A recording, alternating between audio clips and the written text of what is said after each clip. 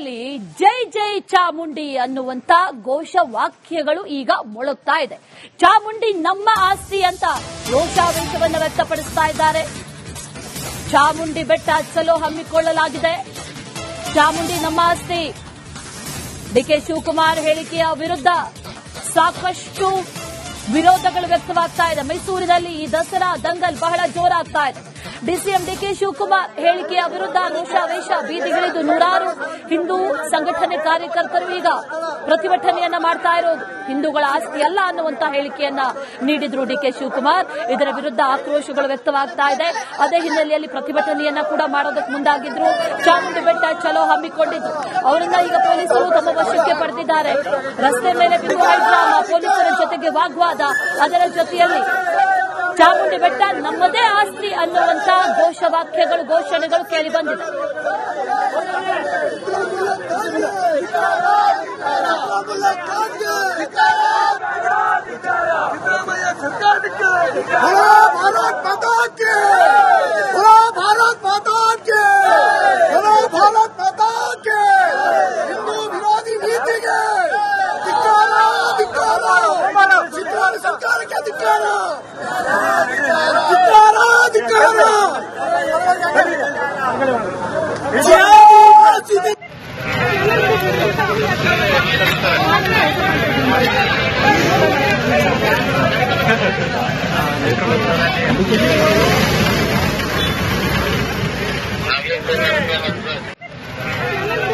ಸಿದ್ದರಾಮಯ್ಯ ನಡೆಗೆ ಶಾಂತಿಯ ಕಡೆಗೆ, ಸಿದ್ದರಾಮಯ್ಯ ನಡೆಗೆ ಶಾಂತಿಯ ಕಡೆಗೆ.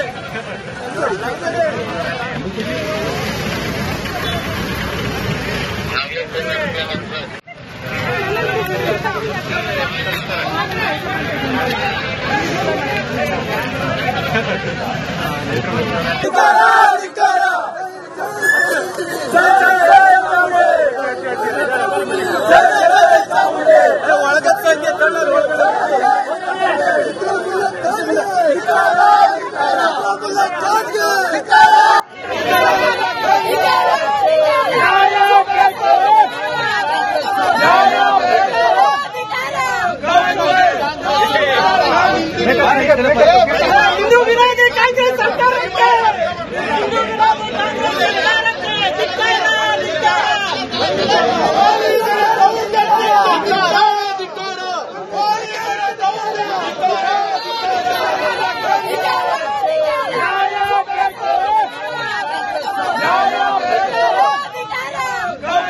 ಇದೇ ವಿಚಾರಕ್ಕೆ ಸಂಬಂಧಪಟ್ಟಂತೆ ಡೀಟೇಲ್ಸ್ ಅನ್ನು ಕೊಡ್ತಾರೆ ನಮ್ಮ ಪ್ರತಿನಿಧಿ ವಿನೋದ್. ನೇರ ಸಂಪರ್ಕದಲ್ಲಿ ಜಾಯಿನ್ ಆಗ್ತಾ ಇದ್ದಾರೆ. ವಿನೋದ್, ಗಮನಿಸ್ತಾ ಇದ್ದೀವಿ ಈಗ ಒಂದು ಕಡೆ ಬಾನು ಮುಷ್ತಾಕ್ ಪರ ವಿರೋಧ ಪ್ರತಿಭಟನೆಗಳು ನಡೀತಾ ಇದ್ದಾರೆ. ಮತ್ತೊಂದು ಕಡೆ ಡಿಕೆ ಶಿವಕುಮಾರ್ ಹೇಳಿಕೆ ವಿರುದ್ಧವೂ ಕೂಡ ಸಾಕಷ್ಟು ಆಕ್ರೋಶಗಳು ವ್ಯಕ್ತವಾಗ್ತಾ ಇದೆ. ಆದರೆ ಯಾವುದೇ ಕಾರಣಕ್ಕೂ ಮುತ್ತಿಗೆಗೆ ಅವಕಾಶ ಇಲ್ಲ ಅನ್ನುವಂಥದ್ದು ಸ್ಪಷ್ಟ.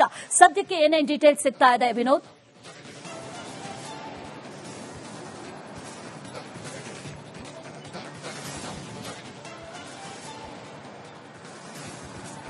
ಅಶ್ವಿನಿ, ಈಗಾಗಲೇ ಏನು ಬಾನು ಮುಷ್ತಾಕ್ ಅವರ ಆಯ್ಕೆಯನ್ನು ವಿರೋಧಿಸಿ ಈಗಾಗಲೇ ಏನು ಹಿಂದೂ ಜಾಗರಣ ವೇದಿಕೆಯ ಕಾರ್ಯಕರ್ತರು ಒಂದು ಕಡೆ ಪ್ರತಿಭಟನೆ ಮಾಡ್ತಾ ಇದ್ರೆ, ಮತ್ತೊಂದು ಕಡೆಯಲ್ಲಿ ದಲಿತ ಮಹಾಸಭಾದಿಂದಲೂ ಕೂಡ ಅದಕ್ಕೆ ಕೌಂಟರ್ ಕೊಡೋದಕ್ಕೂ ಕೂಡ ಚಾಮುಂಡಿ ಚಲೋವನ್ನು ಹಮ್ಮಿಕೊಂಡಿದ್ರು.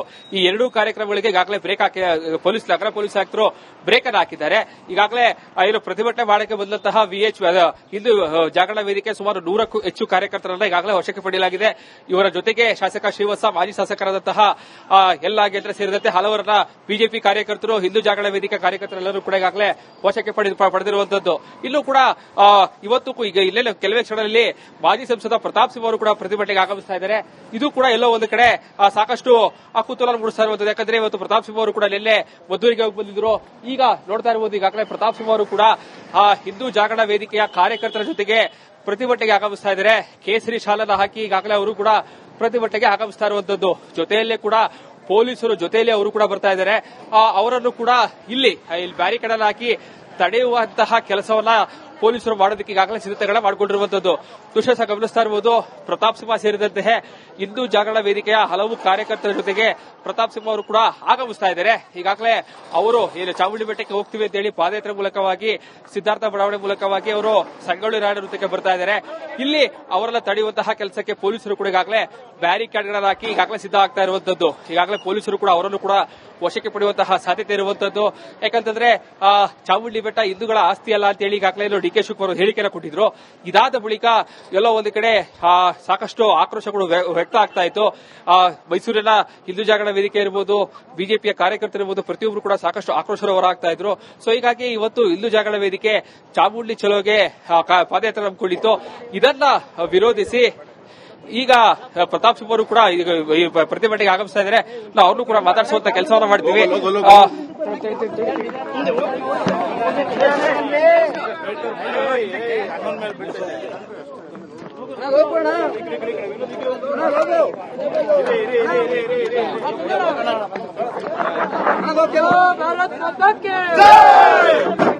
ಚಾಮುಂಡೇಶ್ವರಿ ತಾಯಿಗೆ, ಚಾಮುಂಡೇಶ್ವರಿ ತಾಯಿಗೆ, ಚಾಮುಂಡೇಶ್ವರಿ ತಾಯಿಗೆ.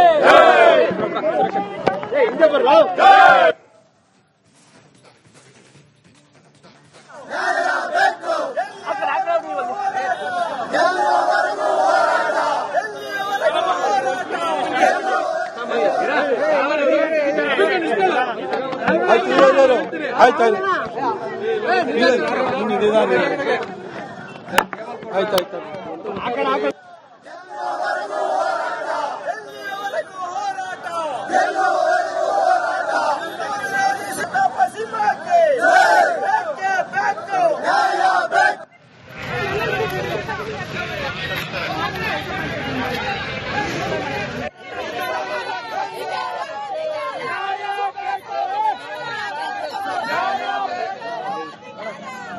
ಬಾನು ಮುಷ್ತಾಕ್ ಅವರನ್ನ ಸಾಂಪ್ರದಾಯಿಕ ಧಾರ್ಮಿಕ ಆಚರಣೆಯಾಗಿರುವಂತಹ ದಸರಾದ ಉದ್ಘಾಟನೆಗೆ ಮಾನ್ಯ ಮುಖ್ಯಮಂತ್ರಿ ಸಿದ್ದರಾಮಯ್ಯ ಸಾಹೇಬರು ಕರೆದ ಮರುಕ್ಷಣವೇ ನಾವು ಅದಕ್ಕೆ ತಕರಾರನ್ನು ಎತ್ತಿದ್ದೀವಿ.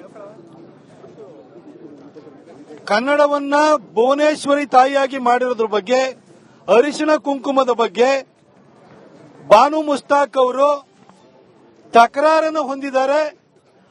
ಅದನ್ನು ಸಹಿಸಿಕೊಳ್ಳುವಂತಹ ಸಹೃದಯತೆ ಆಕೆಯಲ್ಲಿಲ್ಲ. ಆಕೆ ಮಸೀದಿ ಒಳಗಿನ ಮುಲ್ಲಾ ತರದಲ್ಲಿ 2023ರಲ್ಲಿ ಜನಸಾಹಿತ್ಯ ಸಮ್ಮೇಳನದಲ್ಲಿ ಮಾತನಾಡಿದರೆ, ಹಾಗಾಗಿ ನಿಮ್ಮ ನಿರ್ಧಾರವನ್ನು ಮರುಚಿಂತನೆಯನ್ನು ಮಾಡಿ ಅಂತ ಕೇಳ್ಕೊಂಡಿದ್ದು. ಆದರೆ ಸಿದ್ದರಾಮಯ್ಯ